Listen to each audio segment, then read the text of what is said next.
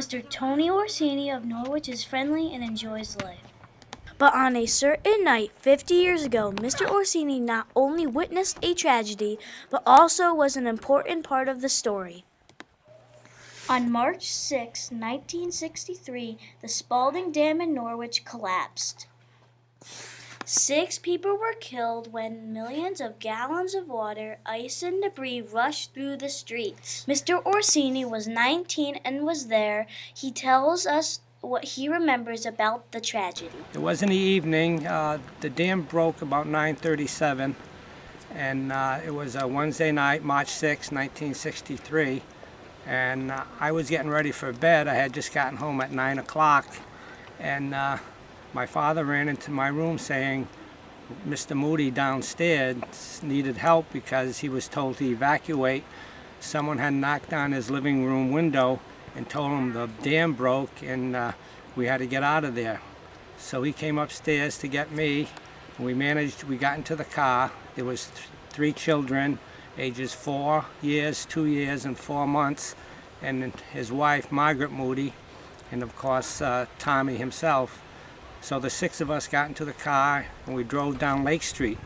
At that time the water was up to the curb going down Lake Street, and so we managed to get to the bottom of Lake, and we turned the corner, and that's when the floodwaters hit us, and it carried the car and eventually flipped it over, and we landed on our top.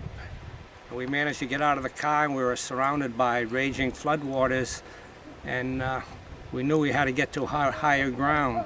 And we saw this building, so Mr. Moody and I managed to climb onto the building, and when we got there, Mrs. Moody handed us the 3 children.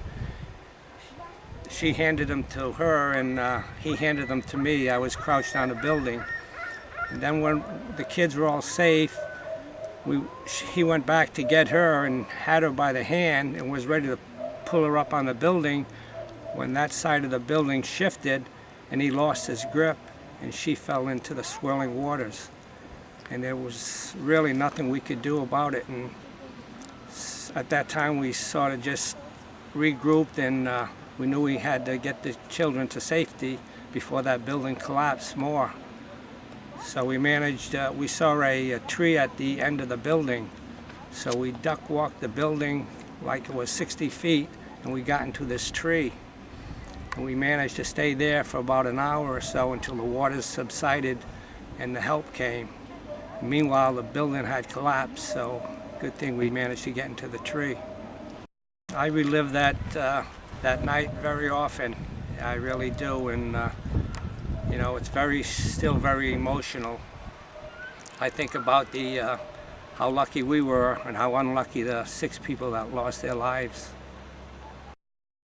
Many articles have been published about this day.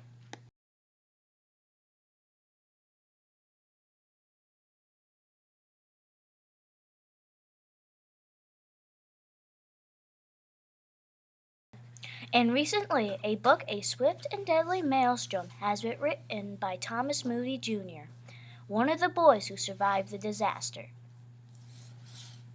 Thomas Moody is now a nuclear power plant supervisor. We asked if the boys are doing well now.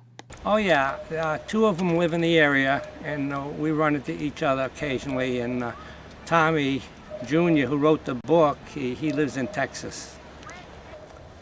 I know it took Tommy 8 years to write the book, and with all the interviews, the research, and the traveling, and so it took a long time for him, but the book itself is very descriptive, emotional, and informative, and it's very accurate.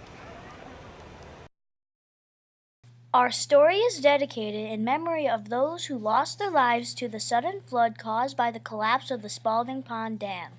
They are Madeline Atterbury, Anna Barrett, Margaret Moody, Alexander Pobol, May Robideau, and Helen Root.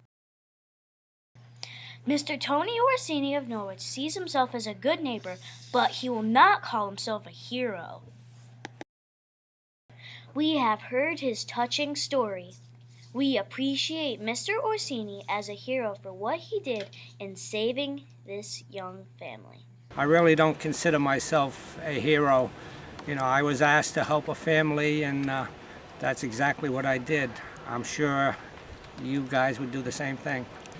The real heroes in our country are the men and women in our military who put their lives on the line every day for our freedom. Those are the real heroes in my mind. That evening, a lot of people did special things. And Mrs. Moody, she was the most courageous one that night. She made sure her children were safe before we lost her. Every day is a gift, Nate and Jason, and live every day to its fullest. And the most important people in your life are your friends and family. And treat them with respect and love. And also, if you know someone in need, don't hesitate to help them. This is how a courageous man's story became part of Norwich's history. Thank you, Tony Orsini. From Norwich, this is Nate Sweeney reporting.